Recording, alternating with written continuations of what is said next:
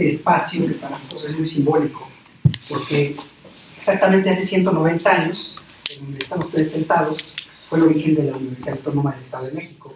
Eso era porque en ese entonces Tlalpan pertenecía al Estado de México y conforme pasó el tiempo se trasladaron a Toluca, pero ha quedado para nosotros este espacio como un sitio patrimonial que verdaderamente se llena de gozo, pues no solamente por lo que representa que se encuentren ustedes con nosotros, sino también por el hecho de que somos distintas instituciones las que en este momento estamos conviviendo. En ese sentido, bueno, quiero agradecer ante todo al doctor Alejandro García pues, la gentileza de ser el enlace para llevar a cabo este evento. El moderador en esta presentación tan importante va a ser el doctor Jaime Osorio. Ortega. Ortega, perdón. Sí. Jaime Ortega, disculpe, de la Universidad Autónoma Metropolitana. La comentarista va a ser la doctora María Luisa Bacarlet, de la Universidad Autónoma del Estado de México, y el autor del libro, el doctor Gerardo Ábalos. Bueno, sin más preámbulo, le cedo la palabra al doctor Jaime. Buenas tardes, ¿cómo están? Bien. Qué gusto tenerlos por acá. Un espacio muy bonito que estamos descubriendo muchos de nosotros, de la UAM. Y bueno, vamos a proceder a presentar a la comentadora de Ética y Política, del libro de Ética y Política. Voy a presentar a los dos, tanto a la doctora María Luisa Bacarlet como al doctor Gerardo Ábalos, para después no haya protocolo y vayamos a lo importante, que es efectivamente hablar y discutir sobre este libro y los temas que lo acompañan, ¿no? Presento a la doctora María Luisa Bacarlet, que es licenciada en Sociología por la Universidad Autónoma Metropolitana, la Unidad de Iztapalapa, tiene estudios de maestría y doctorado en Filosofía de la Ciencia por la misma institución, por la Universidad Autónoma Metropolitana, y bueno, ha realizado estancias doctorales de estudios tanto doctorales como de investigación en la Universidad Paris 7 de Francia, en la Universidad de Alicante, en la Universidad de Hamburgo, entre otras. Es miembro del Sistema Nacional de Investigadores, integrante del Sistema Nacional de Investigadores, es ahora coordinadora del doctorado en Crítica de la Cultura y la Creación Artística, que se imparte en la Facultad de Artes de la Universidad Autónoma del Estado de México.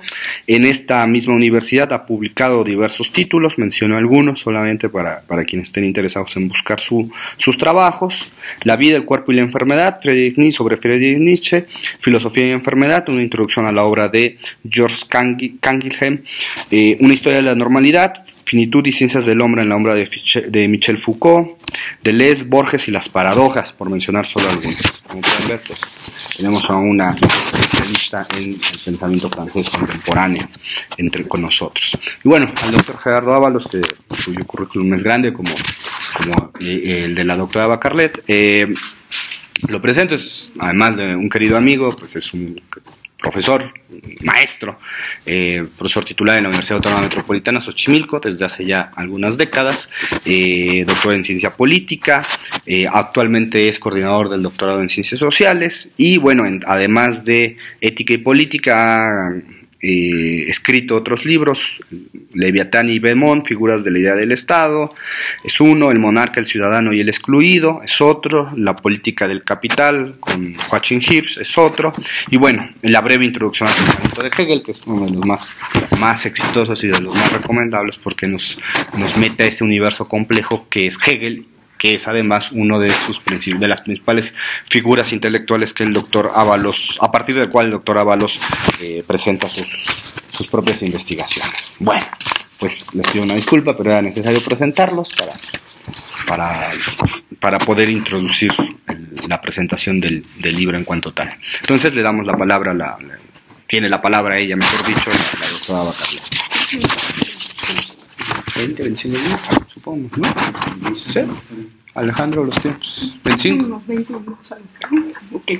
Pues agradezco mucho la invitación, la oportunidad de estar aquí, Alejandro García, también a la gente que está aquí en esta Casa de la Cultura de la UAM en Tlalpan, al autor del libro también, sobre todo por la lectura del mismo. Es una cuestión también para agradecer.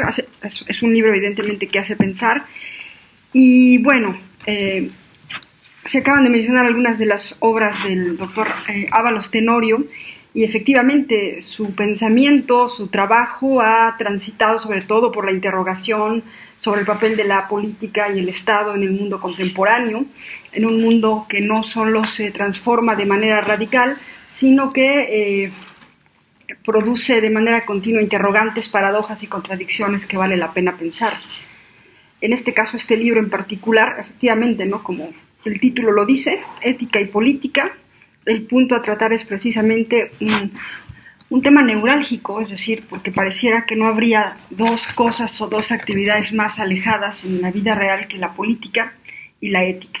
Pues la pregunta fundamental es esa: ¿cómo la ética puede hacer presencia en la política y cómo con esto se puede frenar el deterioro de las instituciones en términos de responsabilidad social y política, y cómo se pueden rescatar ciertos valores, por ejemplo, pues los valores con los que abre la modernidad política, sobre todo con la Revolución Francesa, como la libertad, la igualdad y la fraternidad? Entonces, en términos generales, la pregunta básica del libro es esta, ¿no?, la relación entre ética y política y cómo sería posible que la primera renovara a la segunda.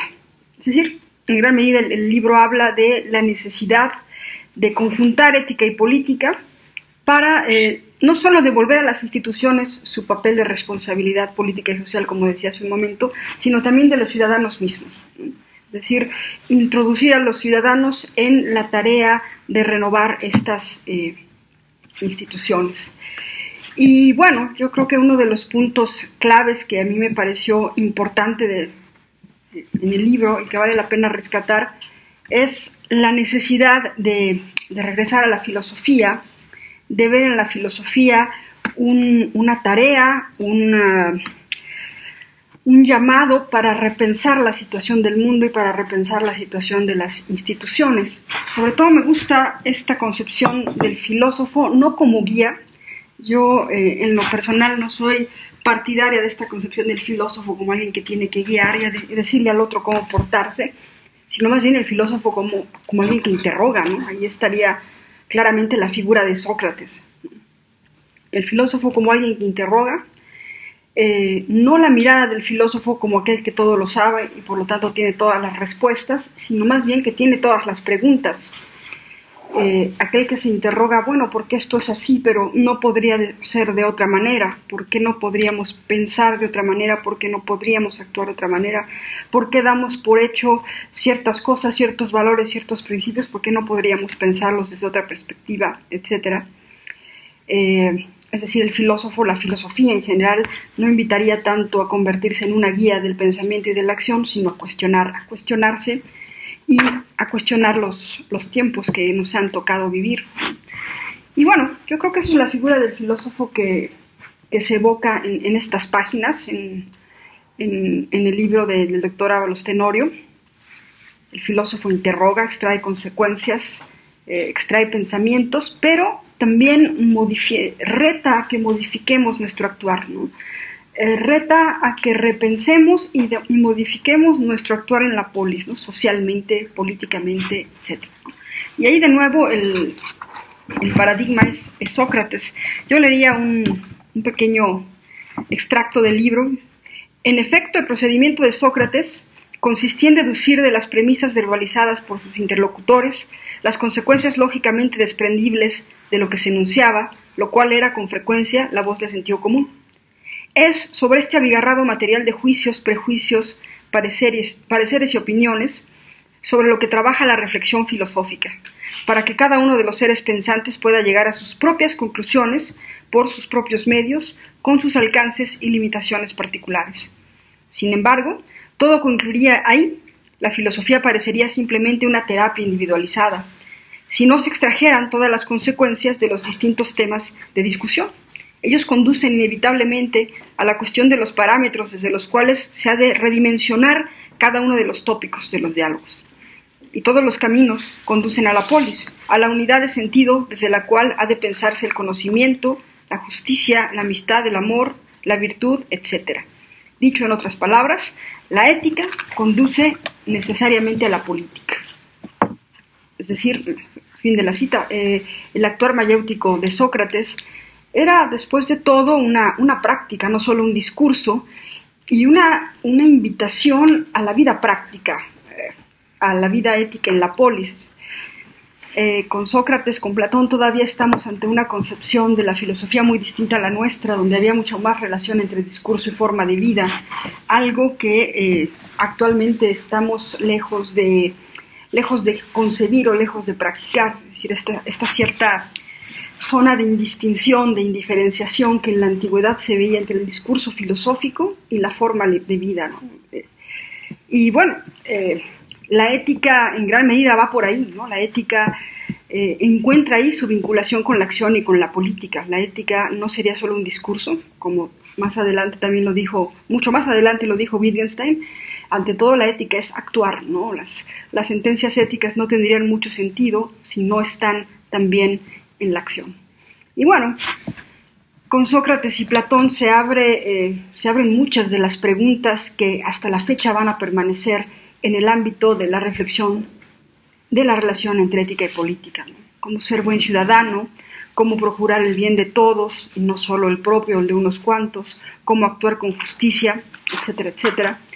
Sócrates va a marcar con sus interrogantes muchas de las preocupaciones posteriores en torno a la relación entre ética y política, y en esta cuestión de la pluralidad moral hay una pluralidad de respuestas.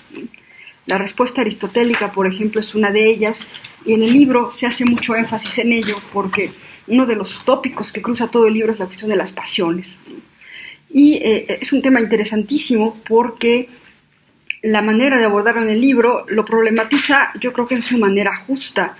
La política no solo implicaría el dominio de las pasiones, sino también implica el reconocimiento de las pasiones. Es decir, las pasiones no solo son aquello que se excluye de la política, sino que también pueden estar presentes en ella, pero siempre regidas, valoradas por la razón. Pero bueno, aquí me estoy adelantando un poco.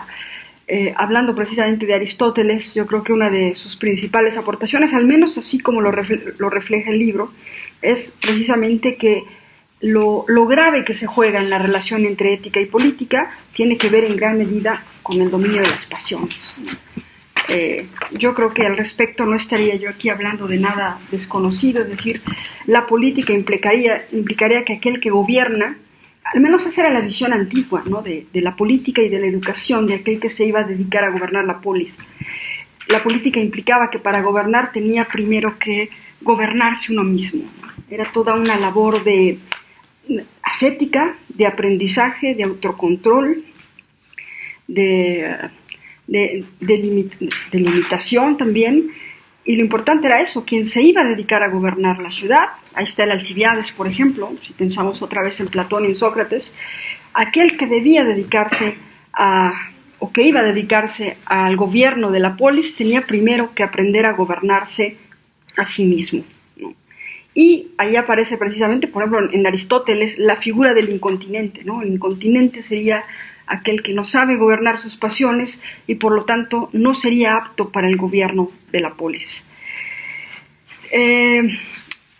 Se dice con frecuencia que esta concepción de la política cambió radicalmente, de la relación entre política y ética cambió radicalmente con Maquiavelo, ¿no?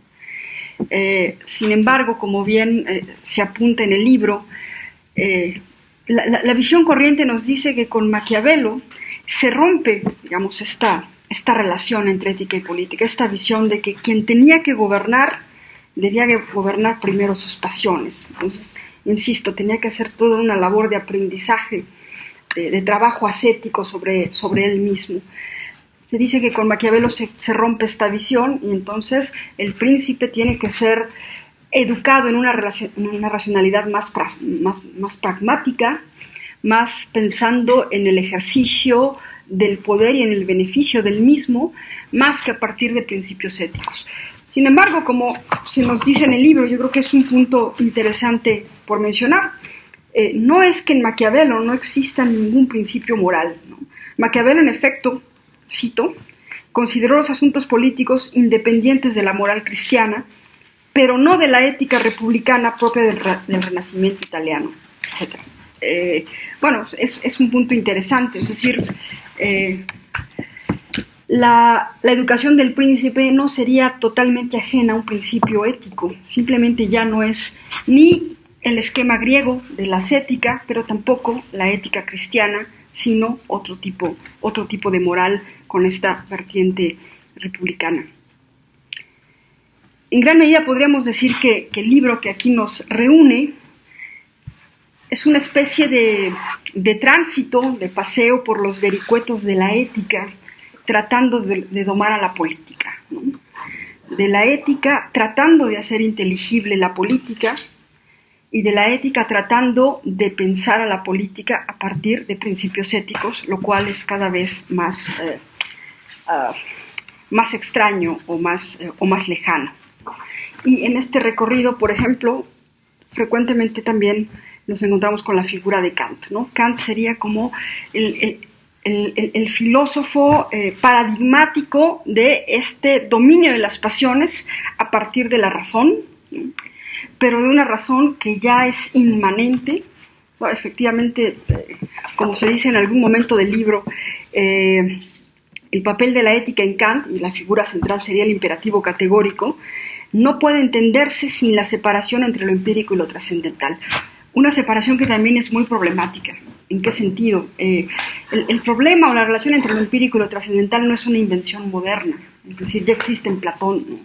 Por un lado está el mundo de las ideas, ese mundo trascendental de la verdad, y por otro lado estaría este mundo empírico, que es una copia y del cual no podemos fiarnos, porque efectivamente es una copia del mundo verdadero. Tanto en la antigüedad como en la Edad Media, lo empírico y lo trascendental están separados. ¿Qué pasa con la modernidad? Se unifican en un mismo sujeto, ¿no? Es decir, lo trascendental paradójicamente se vuelve inmanente. Lo trascendental ya no sería una garantía que está en otro mundo, sino lo trascendental está en mi propia razón y en el uso de mi propia razón. Y Kant, aquí yo pensaría en un elogio que le hace Giorgio Agamben a Kant, dice: Kant es el último filósofo que está consciente de las aporías y las contradicciones que conlleva haber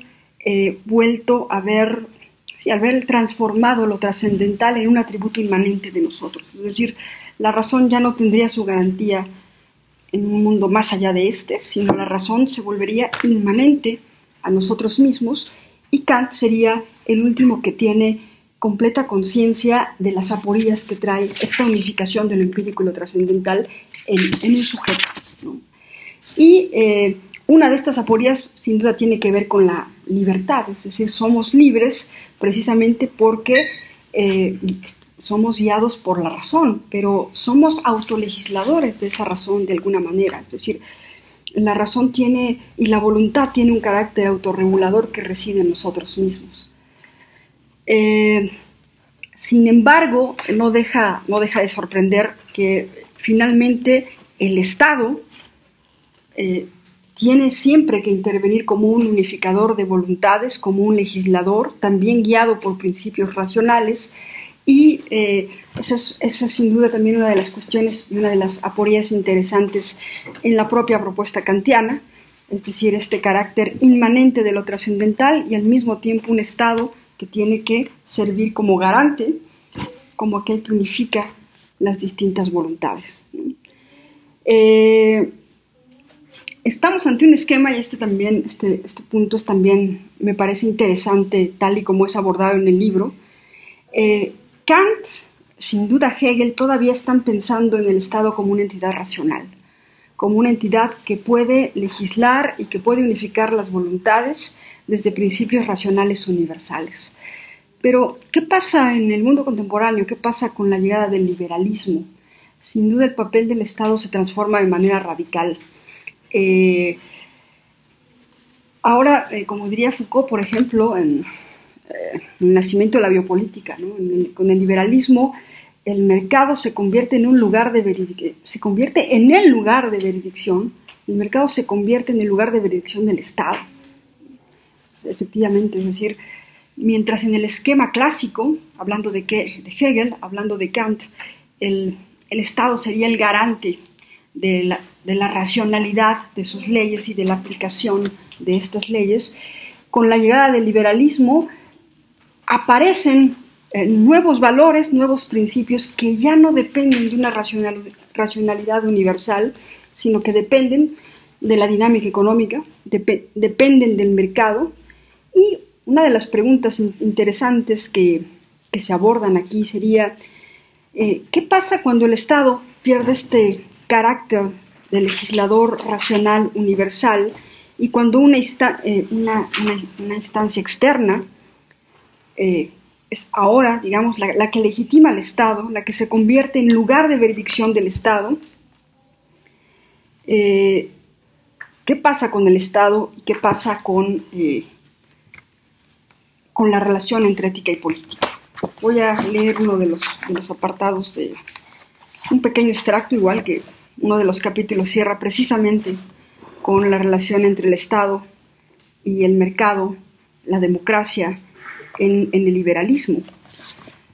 La democracia fue subsumida en la lógica del mercado, mercadotecnia política, diseño de las instituciones democráticas, manuales para ser mejores ciudadanos, partidos, mercancías, construcción de imagen, consultorías, encuestas que no sondean opinión, sino que las generan, son solamente algunos rasgos característicos de la nueva democracia del mercado, ¿no? Democracia S.A., que es la forma política más adecuada a la lógica del valor.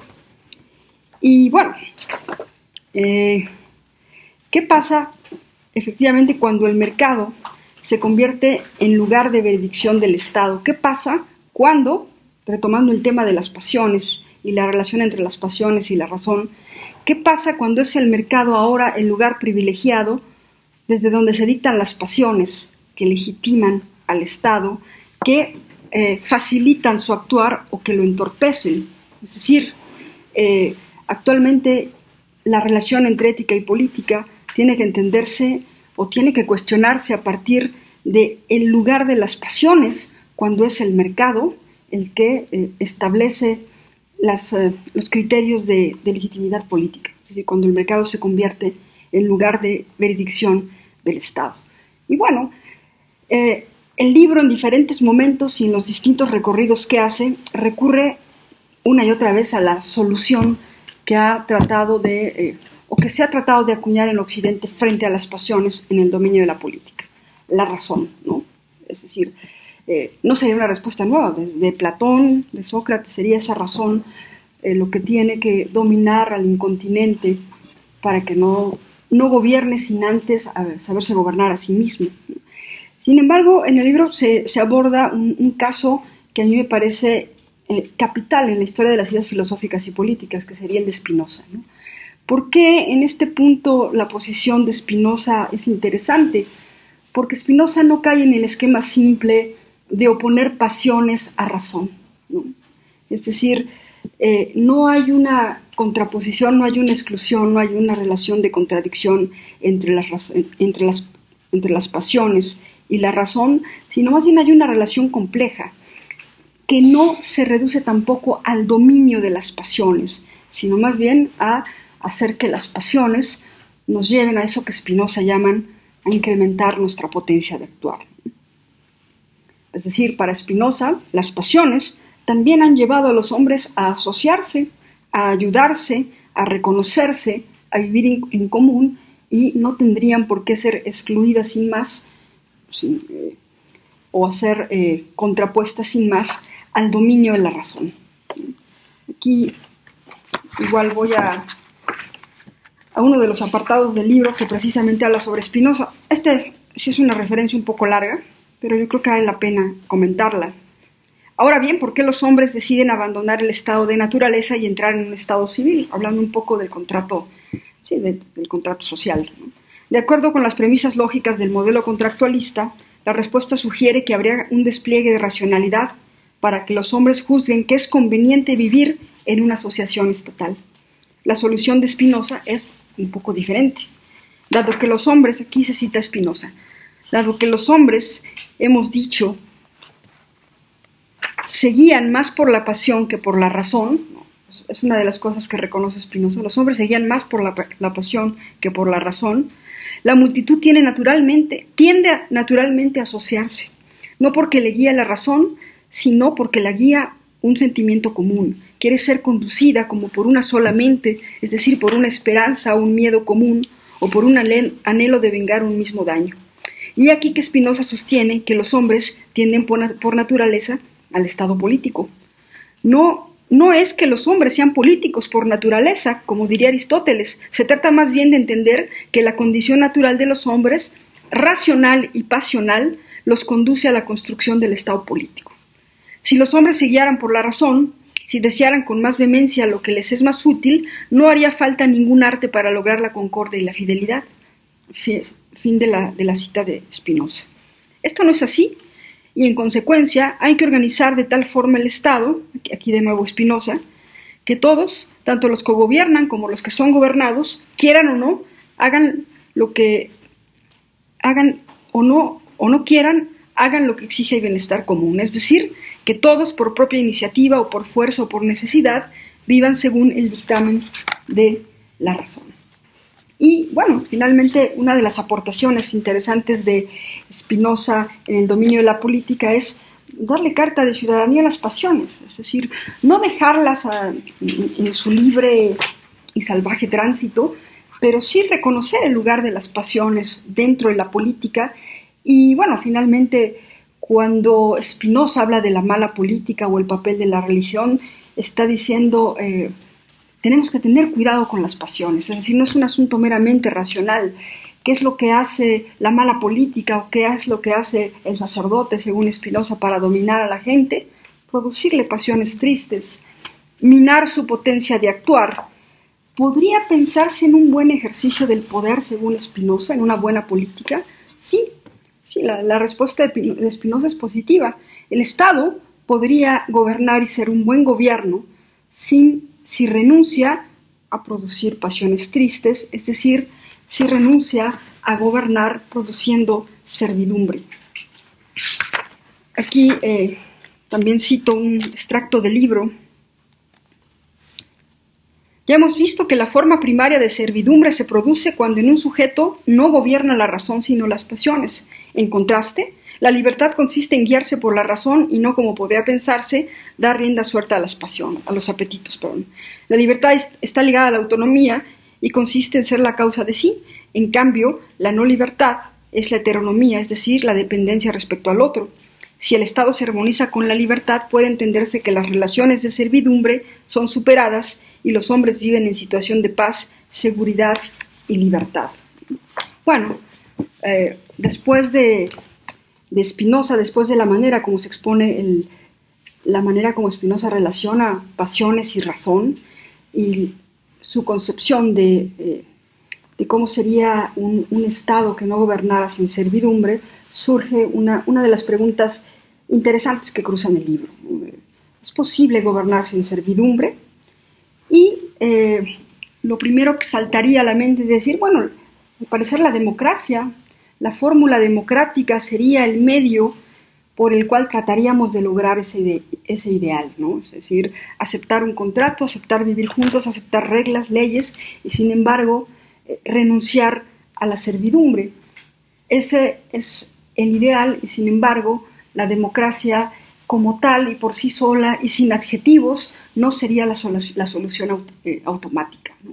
Es decir, otro de los temas interesantes a lo largo del libro es el papel de la democracia en su manera de resolver las relaciones entre ética y política, pero al mismo tiempo se problematizan las aporías y las paradojas de la propia democracia, ¿no?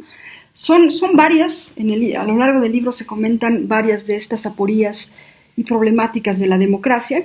Yo mencionaría algunas que me parecen interesantes para los tiempos que nos tocan vivir. La primera es pues algo que todos sabemos, ¿no? La democracia no garantiza que la ética penetre a la política. La democracia no garantiza que la ética tenga algo que ver con la política. La democracia no garantiza que las pasiones personales terminen dominando las decisiones de los gobernantes, etc. Recurro otra vez al libro precisamente sobre este tema.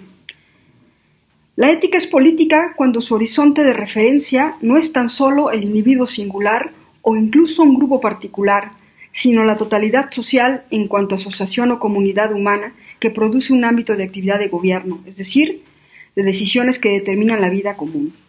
Ética y política forman, de esta manera, un binomio indisoluble, pues todo lo que haya que decidir y tenga un carácter vinculante para todos los miembros de una asociación o comunidad posee una base fundamental acerca de lo bueno, lo justo, lo útil o lo conveniente. Esta fundamentación orientará de diversos modos la actividad política, o tendría que orientarla, y en consecuencia brindaría sustento a los distintos proyectos que se disputan entre sí el lugar hegemónico en las decisiones que se adoptan. Bueno, sin duda ese es un tema evidentemente polémico, ¿no? Y sin duda se refiere a una de las aporías de la democracia, es decir, que se vive en un régimen democrático, que se tenga una cultura democrática, no garantiza, sin embargo, que la ética tenga que ver con la política. Y uno de los ejemplos de esto, de hecho, uno de los capítulos del libro trata sobre este tema, es precisamente el lugar de la mentira en la política, ¿no? Todos estamos bastante familiarizados con el tema.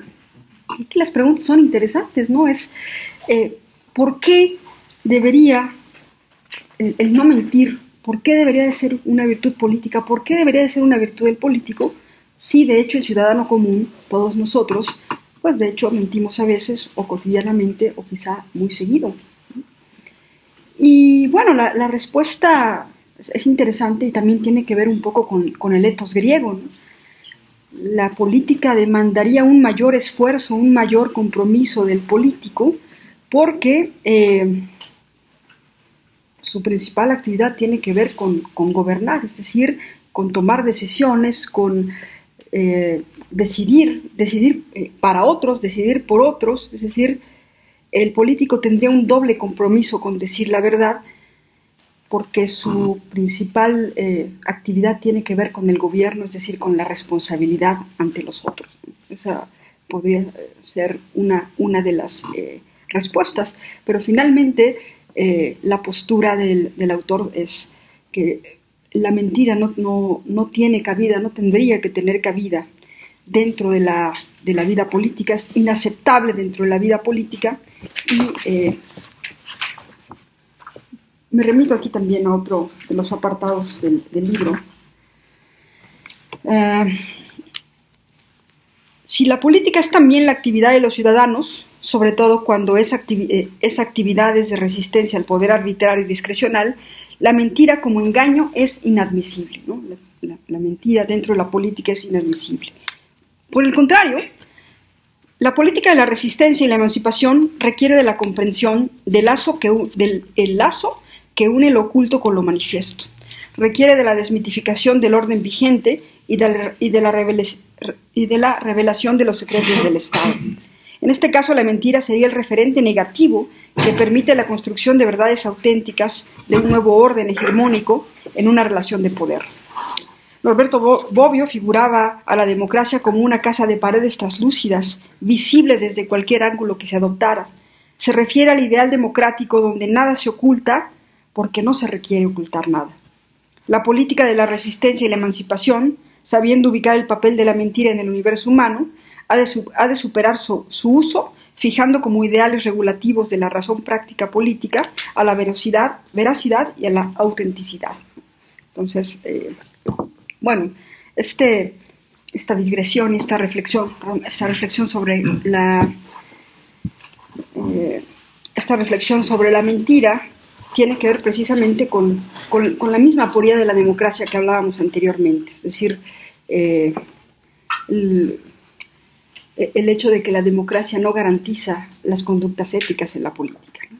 Otra aporía interesante que recorre el libro y que se señala en particular en este apartado sobre el papel de la democracia es que, es decir, otra de las aporías de la democracia sería que ésta no garantiza que el pueblo elija lo que más le beneficia, ¿no? El problema de la oclocracia o la idea de que aunque la democracia garantice que los ciudadanos elijan a quien piensan que es la mejor opción, a quien mejor va a representar sus intereses, esto no exime a que el pueblo se equivoque, a que el pueblo termine eligiendo la opción que terminará produciendo más dolor, más injusticia, más miseria. Y bueno, en eso la democracia no tiene una fórmula que asegure que esto no suceda, sino es a través de un proceso de educación y de construcción de la cultura democrática.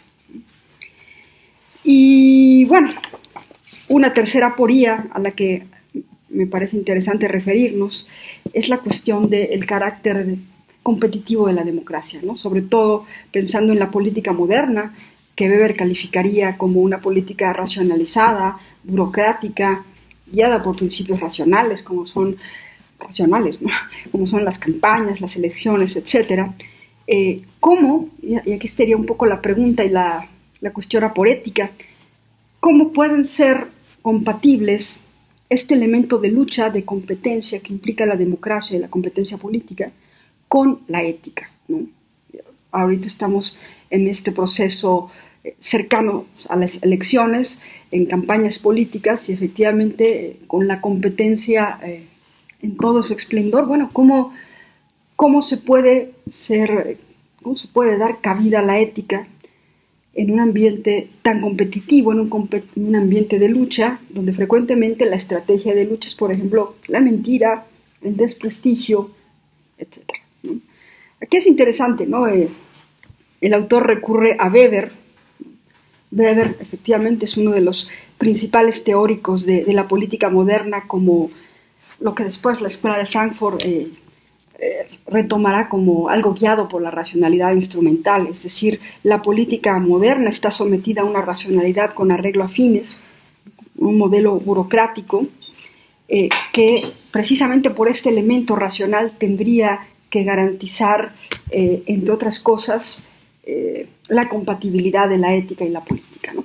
Si algo adelanta Weber, para el siglo XX, si algo adelanta de manera concisa y que después será retomado por la Escuela de Frankfurt y por otros autores, y en este punto yo creo que Weber tiene muchos elementos en común con Nietzsche, será decir, esta racionalidad de la política, esta racionalización de la política, este empate entre lo racional y lo real no es suficiente. Esta confianza en la razón, ¿no?, en gran medida ganada en la Ilustración, no sería suficiente para lograr o para garantizar que la ética sea una práctica y tenga una presencia real en la política.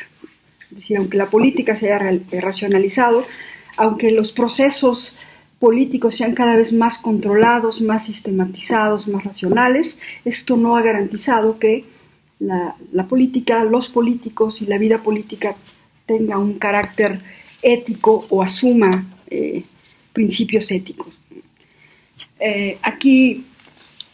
Aquí aparece Weber, el lugar de Weber en uno de los apartados del libro es interesante porque Weber dirá, frente a la racionalidad política, retomar una ética de la responsabilidad, ¿no?, que no solo estaría basada en buscar la eficiencia de las decisiones, ¿no?, que tiene mucho que ver con el concepto de gubernamentalidad también en Foucault, ¿no?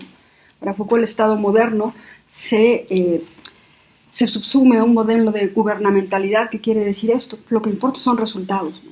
Lo que importa es que se cumplan ciertas metas, pero es precisamente en esos procedimientos, en esa gestión, que la parte ética termina dejándose de lado.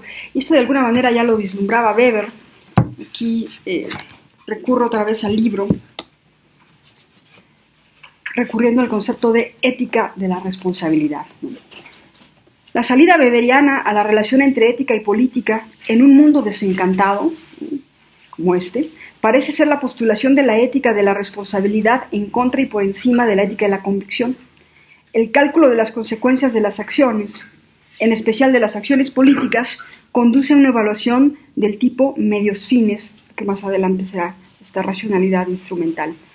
En política, una ética de la convicción implicaría desentenderse de las consecuencias de las acciones, pues a esta ética le preocupa simplemente actuar en correspondencia con el imperativo categórico. En contraste, el cálculo de las consecuencias de las acciones implica evaluar cada una de las consecuencias de los medios a adoptar y de los fines a perseguir, e implica también la adopción de una postura responsable frente a las consecuencias de las acciones. Todo esto se conecta con la visión realista, negativa y escéptica de la política que tiene Weber.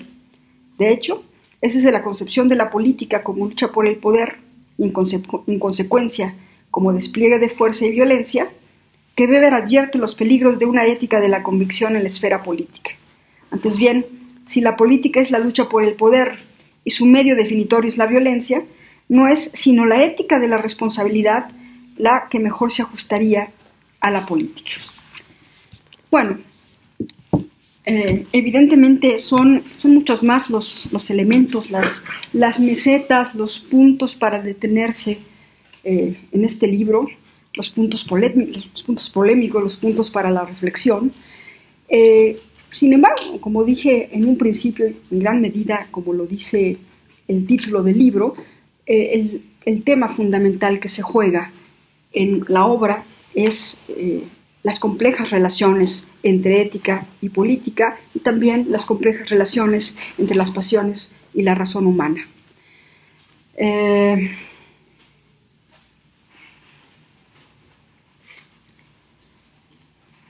Bueno, estos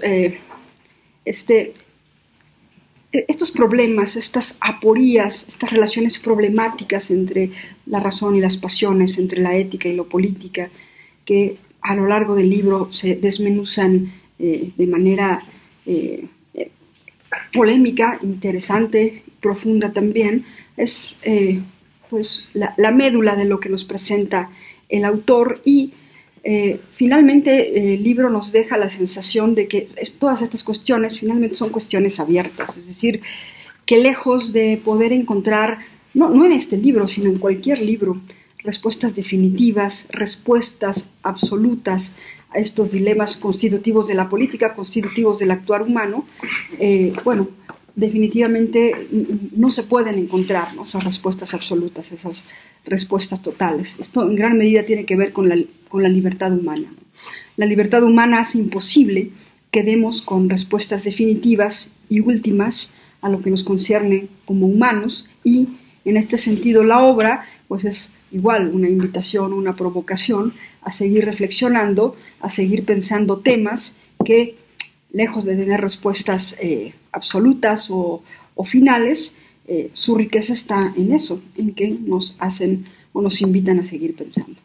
Y bueno, yo finalmente esa invitación les haría, ¿no?, a que lean el libro y es también un excelente momento para el que estamos viviendo coyunturalmente en el país, para llevar muchas de las interrogantes que se presentan y que se derivan del libro para usarlas como caja de herramientas para reflexionar sobre la realidad actual. Eso sería. Muchas gracias. Excelente. Bueno, primero, muchas gracias por la invitación. No conocía este lugar, por eso llegué un poco tarde y me parece que es un lugar que se podría usar más para este tipo de eventos. Se me antoja para un seminario o algo como más intenso, ¿no? Y el lugar está muy, muy bonito. Yo no sabía que era de la Universidad Autónoma del Estado de México. Entonces, gracias primero por la invitación. Muchas gracias a Alejandro García, que fue el que hizo la vinculación y promovió desde hace tiempo. Le agradezco por el interés que ha mostrado en hacer una especie de, más que presentación gratificante, una especie de comenzar la discusión, continuar la discusión sobre los temas que se apuntan en el libro Ética y Política para Grupos Violentos. Entonces, bueno, gracias a Alejandro, gracias a Jaime Ortega, ¿no? Es que es el último dependentista, Jaime Osorio, entonces pues lo vamos a cuidar mucho, ¿no? Es ya casi una pieza importante del pensamiento latinoamericano, entonces no una pieza de museo, sino una pieza importante del pensamiento latinoamericano. Y sobre todo quiero agradecer la generosa presentación de María Luisa a Carlet, porque realmente estudió el libro. No es un libro que se pueda leer tan fácil, aunque procure hacerlo de manera sencilla, pero no es un libro simple. Y perdón que lo diga sin ser argentino, pero es un libro complejo. Y María Luisa se tomó en serio la tarea de escudriñarlo, y yo creo que por bien educada no sacó a flote las contradicciones del propio planteamiento, nada más dijo que eran polémicas, pero no dijo cuál era su posición al respecto, lo cual agradezco infinitamente, porque así es como un acertijo que hay que descubrir en el libro mismo, y para ello hay que comprarlo, ¿no? Y luego hay que leerlo, y luego ya se puede comenzar a encontrar estas contradicciones del propio planteamiento del libro, ¿no? Que sí, evidentemente yo reconozco que las tiene y que es necesario sacarlas y discutirlas y ver por qué aparecen así. Entonces, bueno, también quiero agradecer esta generosa presentación. Y de lo que tengo que decir, yo quiero hacer 3 apuntes que me parece que complementan la presentación que acaba de hacer María Luisa. Y aclaran algunas cosas. La primera es que en su conjunto el libro es una interpretación alternativa a los manuales en uso. ¿Qué quiere decir esto? No es un libro de Copleston o de Saban que recorre la historia del pensamiento político desde allá y entonces hasta la fecha, hasta el más actual. ¿Quién les gusta que sea el más actual? Agamben, ¿no?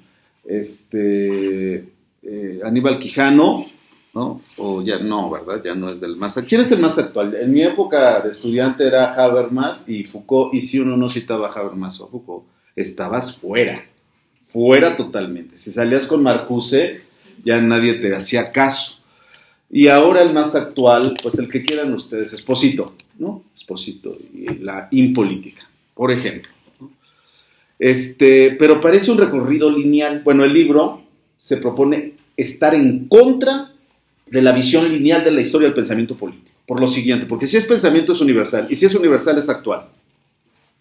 Y entonces nada de que allá en la antigüedad vivían en la polis y pues no había ni drenaje.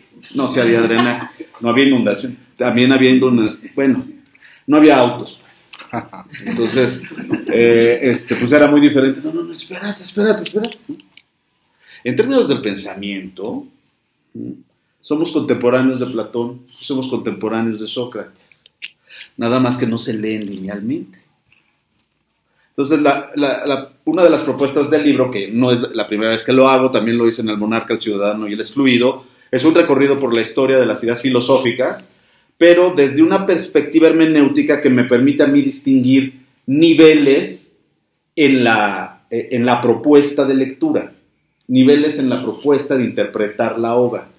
¿Qué pasa aquí? Que vivimos en 3 tiempos simultáneamente, los seres humanos. Vivimos en el tiempo cronológico, obviamente, ¿no?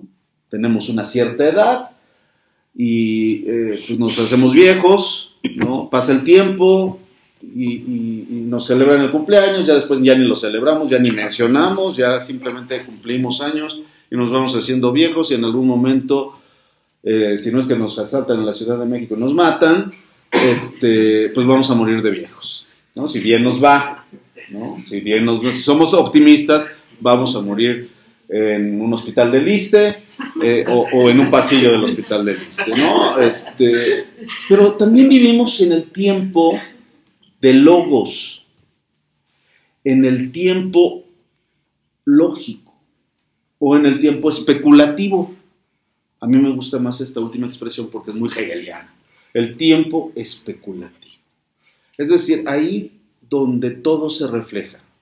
Ahí donde el tiempo es relativo al sistema de valores que hacen al ser humano. Y entonces ahí, efectivamente, estamos en el terreno de la universalidad y no de la temporalidad cronológica. Es decir, cronológicamente nos separan 25 siglos y varias décadas de Sócrates. En 5 siglos dices, no, es muchísimo, cronológicamente. Pero lógicamente, todavía hoy pensamos en la manera en que Sócrates, al diferenciarse de los sofistas, construye una nueva idea de política. Los sofistas eran los mercadólogos de entonces, eran los Alasraqui y los Silva Herzog de aquella época, los Ciro Gómez Leiva, los que hacen con palabras fantasmas, y ellos cobran, no dan de cuenta que tienen su consultoría y cobran por estudios de mercadotecnia política, ¿no? Hay alumnos que estudian ciencia política que es lo que quieren estudiar. Yo quiero que me enseñes a hacer estudios de mercado político. Yo quiero que me enseñes a hacer estadísticas para analizar el voto. Quiero que me digas cómo capturar mejor el voto con una buena imagen. Quiero que me enseñes a hacer discursos. Eso quiero, ciencia política. No, espérate. Primero hay que pensar la política. Y hay que pensarla en función precisamente del contraste entre los sofistas y Sócrates. Sócrates es el fundador de una nueva idea de política. Eso casi nunca se dice, ¿no? Sócrates se dice así como que la figura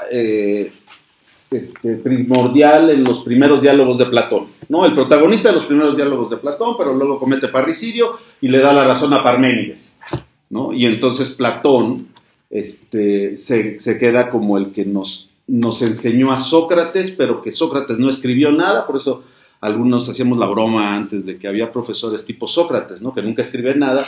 Llegó el Lesní y se pusieron a escribir, aunque sean puros refritos, pero se escriben, ¿no? O escriben 3 veces la misma tesis, ¿no? Saludos a la UAM Iztapalapa. Bueno, no es cierto, no es cierto. No es cierto. Eso es broma, eso es un chascarrillo pesado. Saludos a la UNAM. Concretamente estudios latinos. No es cierto. Ya voy a ser serio. Pero efectivamente, Sócrates, si se fijan, inaugura una manera de vincular al filósofo. Y el filósofo es el mosquito. El filósofo molesta. Cuando no molesta es que ya lo cooptaron. Ya cuando no molesta, el filósofo ya es sabater. Ya cuando el filósofo es cómodo para el poder y para el ciudadano, ya lo cooptaron y deja de ser filósofo. El filósofo incomoda. El filósofo pone interrogantes. Y a cualquier cosa, no crean que nada más al PRI, nada más a los poderosos, también a los desposeídos. Y les llama la atención acerca de sus verdaderas pasiones y acerca de sus verdaderos intereses. Y les pregunta, ¿y tú no querrás en realidad sustituir al que está arriba y por eso te rebelas? ¿No querrás usar sus yates o vivir en sus casas y por eso eres revolucionario? Saludos al Frente Sandinista de Liberación Nacional, en Nicaragua, que eso hicieron. Saludos al Frente Farabundo Martí para la Liberación Nacional, que eso hicieron. Y saludos a todos los comunistas que, reivindicando la idea de justicia de Marx, construyeron poderes totalitarios y que hay todavía a estas alturas gente que no se dio cuenta que ya cayó el muro de Berlín y sigue haciendo política totalitaria, dentro y fuera de la universidad. Saludos a la UAM Xochimilco, saludos al próximo poder totalitario de Tlalpan. Estamos en esta delegación, pero así ejercen el poder. Entonces, y esto derivado solamente de la diferencia entre Sócrates y Platón. Perdón, Sócrates, el Sócrates, por supuesto, platónico, y los sofistas. Los sofistas cobraban por sus lecciones y te aseguraban un buen lugar en la palestra para tener los cargos públicos. Y el filósofo no. El filósofo platónico, el filósofo socrático, interroga. Y sin embargo, el Sócrates mismo, bueno, no es el Sócrates era un gato que teníamos, ¿no? Sócrates mismo llama la atención y dice, a ver, yo soy el verdadero político. ¿Se acuerdan cuando lo estaban juzgando y le pidieron que dijera cuál iba a ser su castigo? Que él escogiera cuál iba a ser el castigo que merecía por haber cometido 2 grandes delitos. El delito de impiedad, porque cuestionaba a los dioses, lo cual era falsísimo, era más falsa que las firmas por Margarita Zavala, era una acusación falsa, ¿sí? Y la otra, bueno, eso era impiedad, y lo otro era pervertir a la juventud. ¿Por qué? No lo acusaron de acoso, no fue acoso, pero sí lo acusaron de interrogar a los jóvenes para que ellos cuestionaran a la autoridad. Bueno, ese fue el proyecto del CCH de don Pablo González Casanova, no el CCH de ahora, pero ese fue el proyecto. Esto de aprender a pensar, ¿no? Aprende a aprender, no es de Nuño, por favor, era la divisa del CCH, del proyecto de que a través de una estrategia didáctica y pedagógica fundada y adecuada, cada estudiante iba a ser el propio constructor de su propio conocimiento. Hoy, dicho en las manos de los tecnoburócratas actuales, es ofensivo. No tiene nada que ver con el proyecto original de permitir que el estudiante piense. ¿Cómo? Haciendo las preguntas adecuadas, como el psicoanalista. El buen psicoanalista no te dice qué tienes que hacer, cuándo tienes que cortar a tu novia, cuándo tienes que sufrir y cuándo te está permitido llorar y cuánto tiempo. No. Si el psicoanalista hace eso, te está defraudando y te está cobrando. Y no te da recibo de honorarios porque no está dado de alta. Pero aquí, como desde Lacan todo el mundo se da el pase que quiere, o sea, se da, no el pasón, sino se da el pase para acreditarse como psicoanalista, bueno, pues ya no importa, ¿no? Entonces, el psicoanalista te hace las preguntas adecuadas, como el filósofo socrático, te hace las preguntas adecuadas para que tú construyas tu propia idea. Ahora, ¿este es un ejercicio político? Sí, sí lo es. Sí lo es.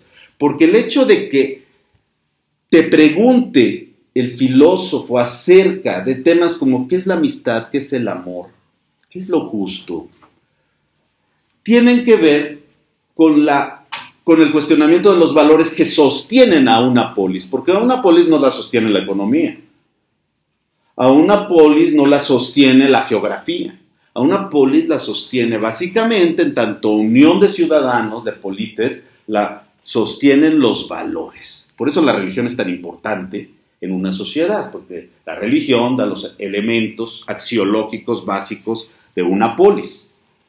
Entonces, efectivamente, ahí se inaugura una nueva manera de ver la política que sigue siendo vigente. Pero vaya que es vigente también la política basada en los principios de los sofistas. Y todo esto aconteció hace 25 siglos.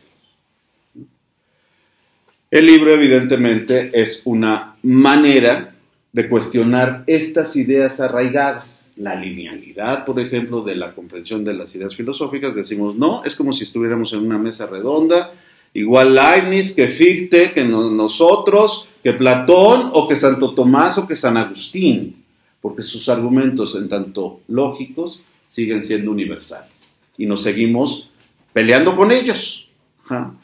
Segundo elemento que también es una propuesta, además del tiempo, del tiempo lógico, del tiempo especulativo en el que se inscribe el libro, es que efectivamente los antiguos tenían claro el panorama. Hay un capítulo que se llama Respuestas antiguas, no tienen problema los antiguos. Dilemas modernos. Sí, cuando nosotros queremos pensar la relación entre ética y política, nos enfrentamos a dilemas. Ustedes saben que es un dilema. Nosotros nos enfrentamos cotidianamente a dilemas. Básicamente un dilema se define como aquella disyuntiva en la que escojas lo que escojas, no hay una respuesta correcta. Ese es el dilema. O sea, de todos modos, lo vas a errar. Errar. O sea, no hay en ciertos momentos decisorios de la vida y sobre todo en la vida política, no hay una solución positiva, ¿no? Hagas lo que hagas, te enredas en las propias contradicciones que están en la base de tu propia decisión. ¿Sí? El problema, a veces uno ya no quiere decidir. Uno dice, no es que decida lo que decida, hay consecuencias negativas. Ese es el dilema. De todos modos hay consecuencias negativas. Y luego lo último es que el final nunca es feliz, nunca es Hollywood, nunca es la forma del agua y todo muy bonito y los monstruos se hermanan con los humanos, nunca es así la solución, las soluciones son siempre fatales entre los seres humanos, y esto es porque la tragedia acompaña a eso que se llama la condición humana. Y esto, efectivamente, está presente en el título, porque el reto era ligar ética y política y hacerlo con tiempos violentos. O sea, ¿ustedes se imaginan qué es eso? Ética y política para tiempos violentos. Bueno, los tiempos violentos no son nuevos.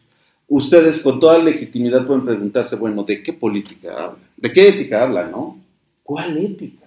De todas las que hay, ¿no? Uno se acuerda de las clases de la prepa o el CCH de ética, y uno primero revisa todo el abanico impresionante de posibilidades de entender la ética, ¿no? Todos los paradigmas que hay en ética, todos.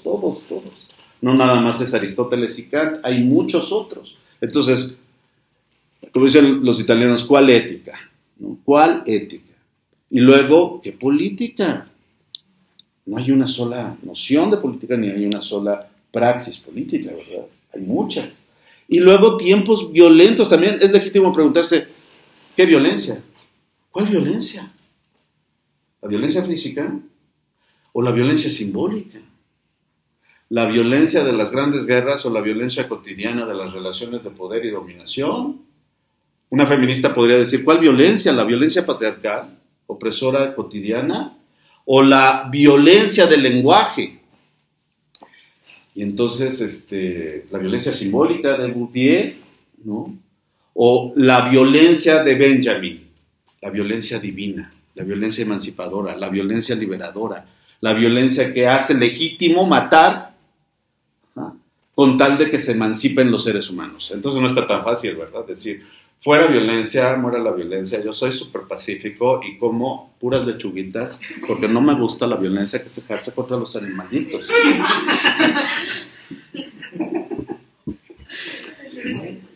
¿Es violencia? Estrictamente sí. Alguien diría, es una hecatombe cotidiana.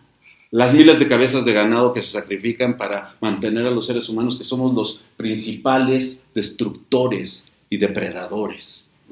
Bueno, esos son elementos de la ética que resuelven de una manera interesante la relación entre ética y política y hacen una propuesta de superar los tiempos violentos. Ahí está. Bueno, yo distingo entre ética y moral. La ética es la parte de la filosofía que estudia las razones de la moral. Y como no hay una moral, hay muchísimas moralidades, pues tenemos que plantearnos el tema antiguos y modernos. Los antiguos sí tenían solucionados los problemas, pero los modernos no, porque los modernos están caracterizados por una condición: la libre individualidad o libertad subjetiva. Esto sí no existía en la antigüedad, ¿no? Todos eran muéganos, la polis es muégana. Entonces era fácil distinguir cuál era el bien del mal. ¿Cuál es el bien? Lo que beneficia a la polis, lo que la reproduce. ¿Cuál es el mal? El mal es que se imponga la lógica del idión, de donde viene el idiota. El idiota es el individualista posesivo, el egoísta, que es disfuncional, anómico, anómalo respecto del orden de la polis. El individualista, el que dice, ay, no, a mí no me interesa la política. Ay, yo no me meto en eso, ¿no? A mí mi mamá me dijo que no se debe de hablar ni de política, ni de religión, ni de toros, porque la gente pierde amistades. Y en épocas de elecciones yo no les contesto a mis amigos panistas porque nos peleamos y luego ya no voy a tener tantos apoyos en el Facebook. Y como venden los datos los del Facebook, pues resulta que va a ser menos negocio para Zuckerberg y pobrecito no se vaya a hacer un poco pobre, ¿no? Bueno, no, el asunto es muy serio porque tanto ética como política como violencia son los nombres de sendas contradicciones.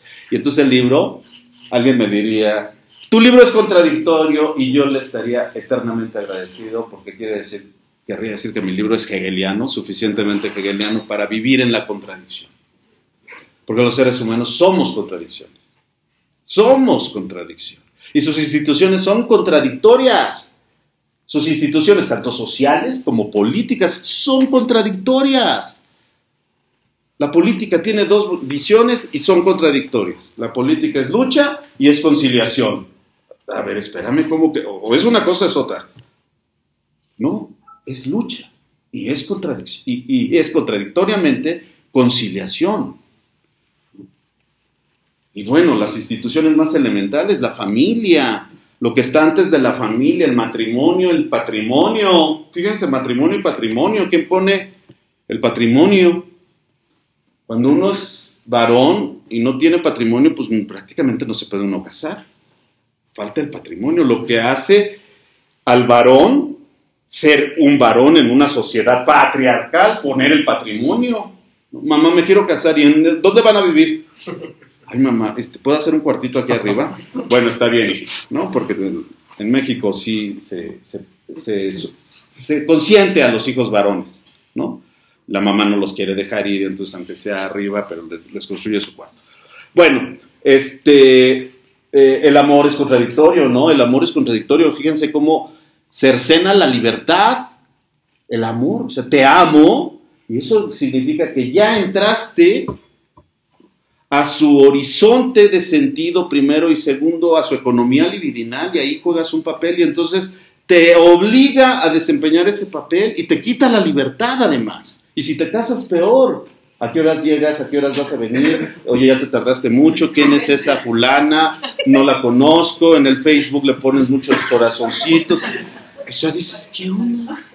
En eso se convierte el amor, en propiedad del cuerpo ajeno. El respeto al cuerpo ajeno es la paz, dijo. No dijo así. Bueno, no importa. Es propiedad. ¿Cómo va a ser propiedad una persona? Bueno, pues eso es el matrimonio, ¿no? Ese es el noviazgo. No estamos casados, nada más somos novios. Es lo mismo, güey. Nada más que sin poderla registrar en el Seguro Social o en el ISSSTE. Es contradictorio. Pero todas las instituciones sociales son contradictorias y efectivamente la ética es contradictoria. Porque la ética no es para nada lo que dicen las abuelitas de que es que hay que tener ética. O sea, sé bueno, hijito, o sea, obedéceme. No. La ética es reflexión. Ética es reflexión. Ética es filosofía. ¿Acerca de qué? Del hecho moral. ¿Puede haber una ética de lo malo? Sí, claro, como hay una estética de lo feo. Sí, algo es feo estéticamente. Algo es perverso éticamente. ¿No? Y la política también en su contradicción arrastra efectivamente contradicciones respecto de la ética. Entonces, esta es la primera presentación donde queda expuesta esta idea de la contradicción que sostiene tanto al concepto de ética, como al concepto de política, como al concepto de violencia. Efectivamente, violencia es física. Y la violencia termina en algo muy trágico, que es la eliminación del enemigo.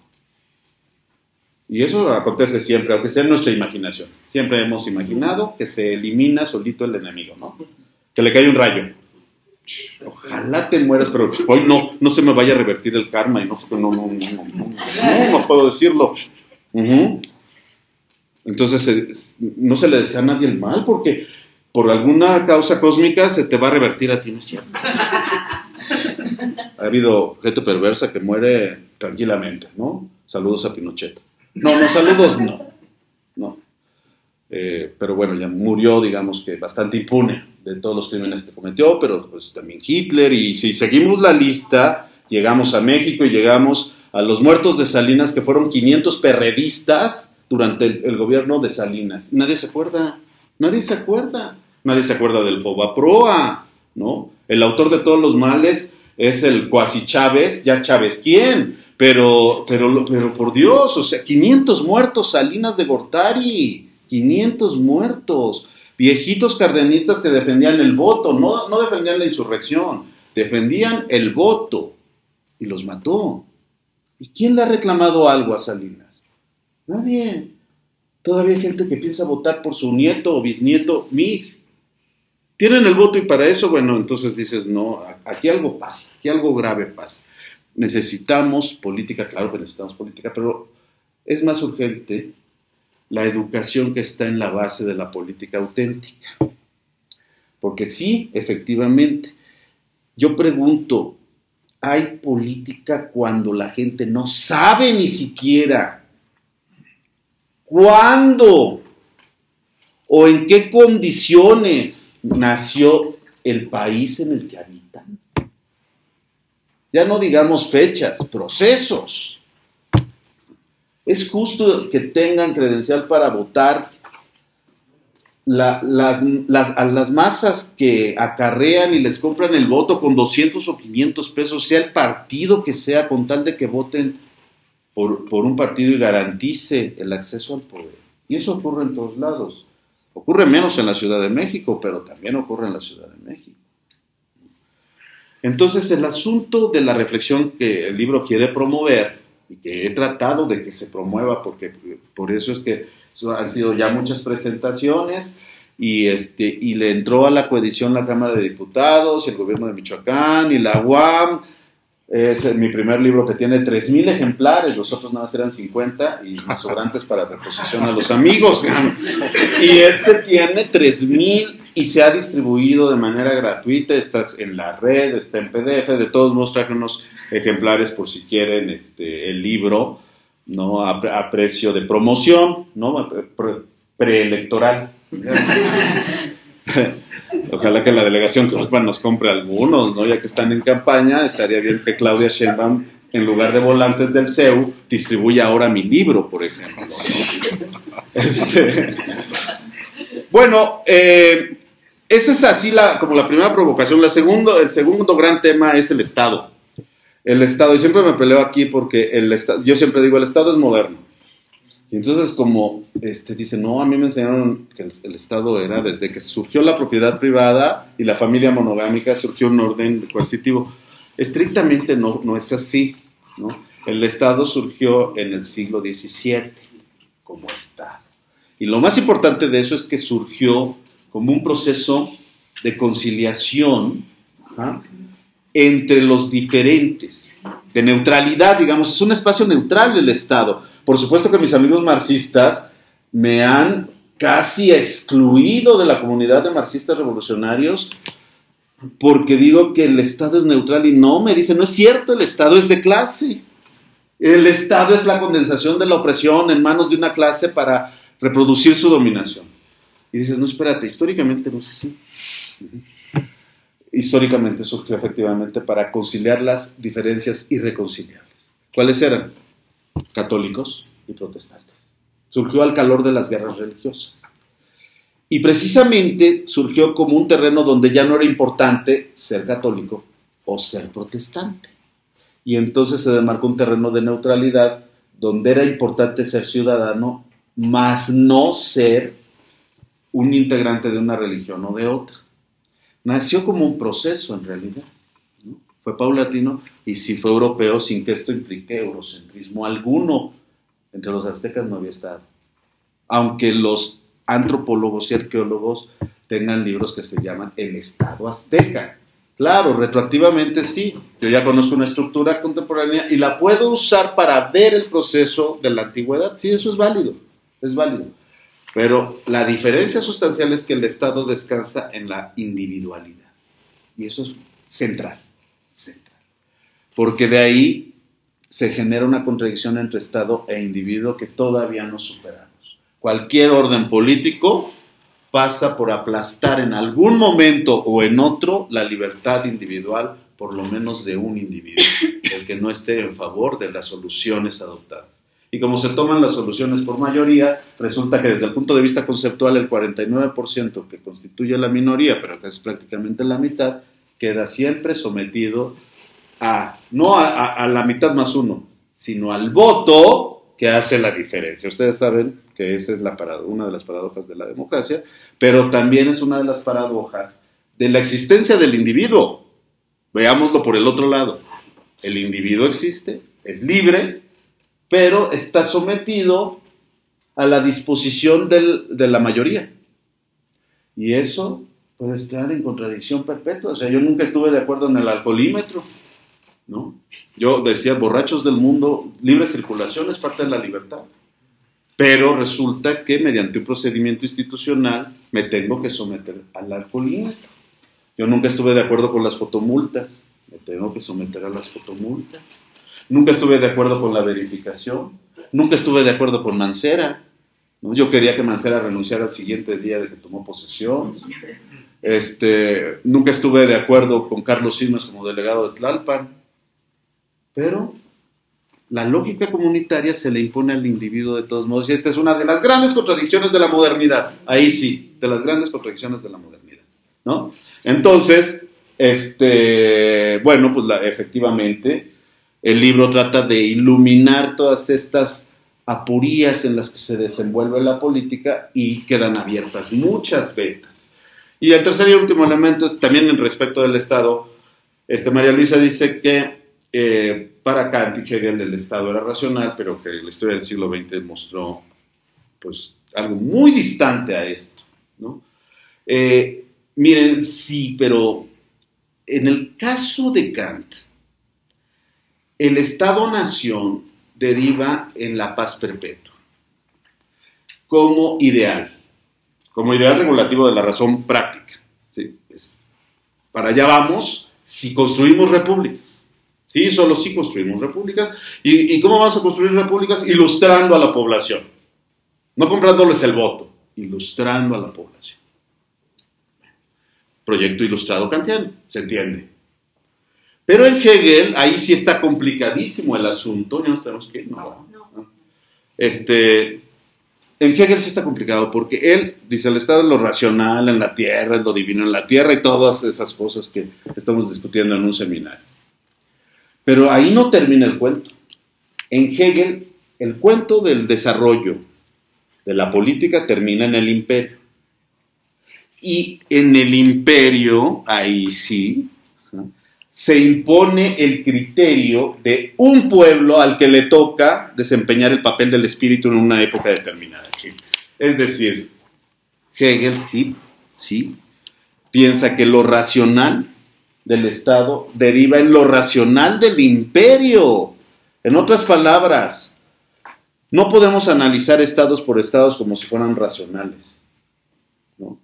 Lo racional está en el despliegue, y alguien podría decir, oye, pero tú estás diciendo con Hegel que lo racional es el Estado yanqui, el imperio yanqui, el imperialismo yanqui. No es así como entiende racionalidad como bondad. Entiende que es contradictorio y entiende que Estados Unidos es el representante de la civilización. Eso no significa que en sus actos sean civilizados. Significa que en su devenir entra en contradicción consigo mismo. Y lo estamos viendo, ¿no? Como Estados Unidos, al desplegar su propio poder, y ese poder está legitimado en la libertad, en el libre mercado, en la igualdad y en la soberanía popular. Soberanía nacional y soberanía popular, es decir, los valores de la civilización moderna. Pero al desplegar este background, este bagaje de principios universales y civilizados, entra en contradicción con su propio ejercicio, y entonces niega la libertad. Bueno, niega hasta el derecho. Con la figura del terrorista, los Estados Unidos niegan las bases más elementales del derecho, que es el habeas corpus, ¿no? O sea, hay un delincuente, pero es una persona. Cuando Estados Unidos dice, esos son terroristas, los niega. Ajá. Y los pone en condición, efectivamente, digo, para citar a Gamben, los pone en condición de homo sacer. ¿Ja? Y ahora Trump nos pone a los mexicanos en condiciones de homo sacer, y además quiere establecer la frontera, una frontera que es conceptual, abstracta, la quiere convertir en algo físico para que aquí quede el homo sacer, cuya característica es que puede ser eliminado impunemente. Lo puedes matar impunemente.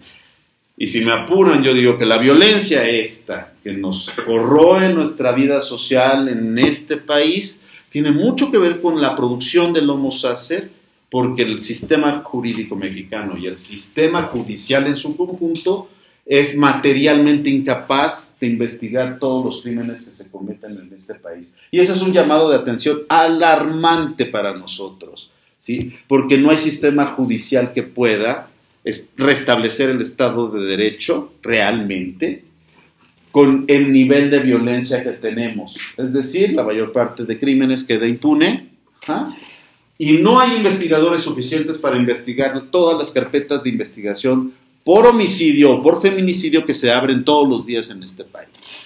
Entonces, ¿de qué estamos hablando cuando hablamos de tiempos violentos? Estamos hablando, efectivamente, de una crisis brutal en la reproducción del orden social, que es la condición de posibilidad de la reproducción de la vida humana en condiciones humanas, no en cualquier condición, sino en condiciones humanas. Precisamente por esa preocupación escribí ese libro y he escrito otros textos que lo acompañan, vinculados con la necesidad de comprender la violencia y hacer algo políticamente viable, porque reivindico la política, políticamente viable que detenga la violencia. Es algo que nos surja en este país y creo que la cosa no tiene que ver con quién sea el presidente, o no solo, sino cómo vamos a reestructurar nuestro poder judicial. Todos sabemos que el poder judicial mexicano y el poder del ejército son temibles, pero ahí está la clave de la superación de la violencia. Bueno, esa es una de las tantas conclusiones que me atrevo a pensar. Les agradezco mucho su atención, su presencia, y ahí está el libro para seguirlo discutiendo. Muchas gracias.